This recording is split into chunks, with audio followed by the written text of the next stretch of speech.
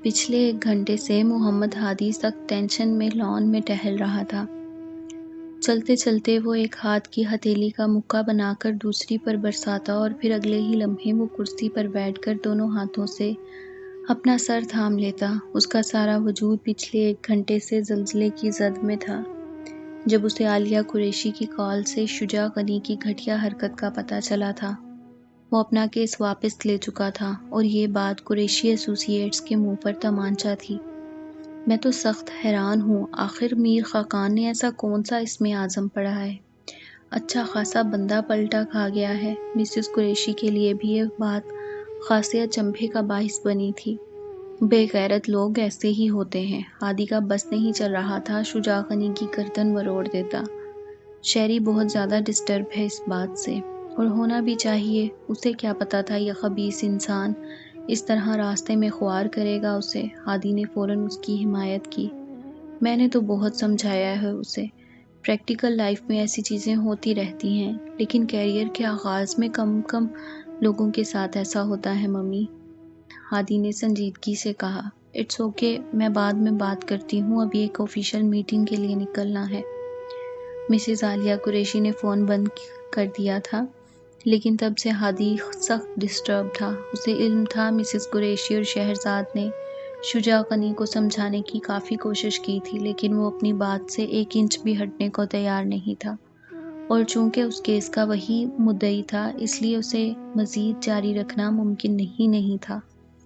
بس کر دو یار، اور کتنا دل جلاؤ گے اپنا؟ سعد اسٹرانگ سی چائے کے 2 کپ ٹرے میں رکھے باہر نکلا۔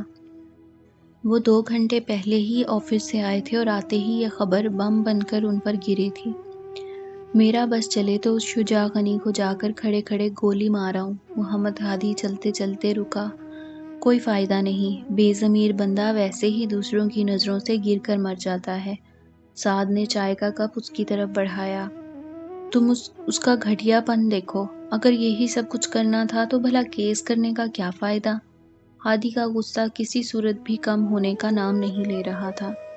ارے یہ سب ذہنی غلام لوگ ہیں، بس کسی نہ کسی طریقے سے حاکم والا سے اپنی قیمت بڑھواتے ہیں۔ سعد نے بھی منہ بنا کر تبصرہ کیا۔ ہاں، اوقات تو اس کی 1 لاکھ کی بھی نہیں تھی، اور کہاں 1 کروڑ۔ ہادی نے بیزاری سے سر جھٹکا۔ یہ بتاؤ، بیرسٹر شیری کو تو خاصا دھچکا لگا ہوگا۔ آف کورس یار، اس کی وجہ سے اس بیچاری نے گولیاں تک برسا لیں اپنی گاڑی پر۔ ہادی کو میٹھی چائے بھی اس وقت سخت کڑوی لگ رہی تھی۔ لیکن ایک بات تو اب طے شدہ ہے۔ سعد نے ہلکا سا توقف دیا تو ہادی نے سوالیہ نگاہوں سے اس کی طرف دیکھا۔ میر فیملی اس معاملے میں ہے خوش قسمت، ان کو سیاست کرنا آتی ہے، بے فکر رہو، کسی دن اونٹ پہاڑ کے نیچے ضرور آئے گا۔ ہادی نے منہ بنا کر کہا۔ دل کو بہلانے کو غالب یہ خیال اچھا ہے۔ سعد نے اس بات کو مذاق میں اڑایا تو وہ سچ مچ برا مان گیا۔ ہاتھ میں پکڑا چائے کا کپ اس نے باقاعدہ ٹرے میں پٹخا تھا، اور وہ تیز تیز قدم اٹھاتا ہوا گھر کے اندرونی پورشن کی طرف بڑھ گیا۔ سعد حیرانگی سے اس کی طرف دیکھتا رہ گیا۔ اسے اندازہ نہیں تھا کہ وہ اس کیس کے معاملے میں اتنا سیریس بھی ہو سکتا ہے۔ یہ کیا چل رہا ہے تم دونوں کے بیچ؟ تاجدار بیگم اس دن شاہ میر کا بازو مضبوطی سے پکڑے ہوئے اپنے بیڈ روم میں لے آئیں۔ دروازہ اچھی طرح لاک کر کے انہوں نے کڑے تیوروں کے ساتھ اپنے سب سے چھوٹے اور لاڈلے بیٹے کو دیکھا، جو بڑے پرسکون انداز میں کھڑا ان کا دل جلا رہا تھا۔ میں کیا پوچھ رہی ہوں، یہ کیا سلسلہ چل رہا ہے تم دونوں کے درمیان؟ انہوں نے دوبارہ اپنا سوال دہرایا۔ وہی جو آپ نے دیکھا، شاہ میر اس گھر کا سب سے زیادہ پر اعتماد اور بے باک لڑکا تھا، لگی لپٹی تو اسے رکھنی آتی نہیں تھی، اور یہ بات گھر کے سبھی مکین اچھی طرح سے جانتے تھے۔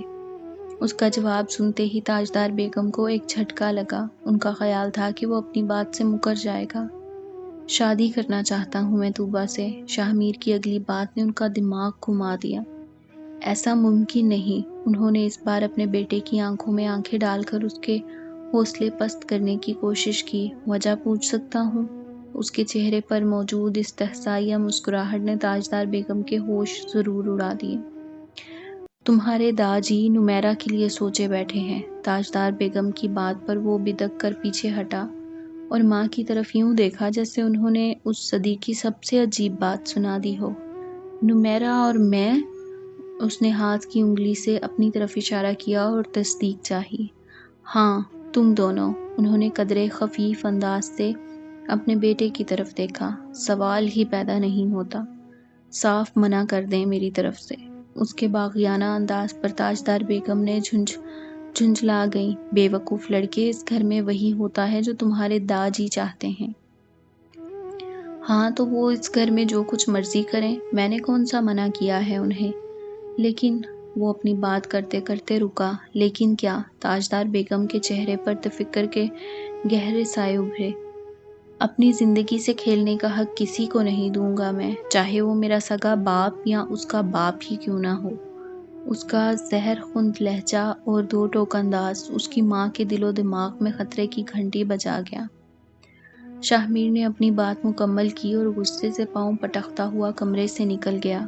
تاجدار بیگم کا دل دھک کر کے رہ گیا۔ وہ پریشانی سے بیڈ پر بیٹھ گئیں۔ شہرزاد نے صبح صبح ارتضیٰ حیدر کے ساتھ اس کے آفس میں چھاپا مارا۔ وہ اچانک اسے سامنے دیکھ کر ہڑبڑا کر اٹھا۔ وہ بغیر کسی اطلاع کے وہاں پہنچی تھی۔ اس کے چہرے کے تاثرات دیکھ کر وہ ہلکی سی خجالت کا شکار ہوئی۔ آئی ایم سوری، میں آپ کو انفارم نہیں کر سکی۔ It's okay. ہادی نے ان دونوں کو بیٹھنے کا اشارہ کیا۔ چائے لیں گے یا کافی؟ کچھ نہیں، ہمیں شجاع غنی کے گھر کا ایڈریس چاہیے۔ وہ تو آپ یہاں کے پولیس اسٹیشن میں فون کر کے ایس ایچ او سے بھی لے سکتے تھے۔ ہادی نے مسکرا کر ارتضیٰ کو جواب دیا۔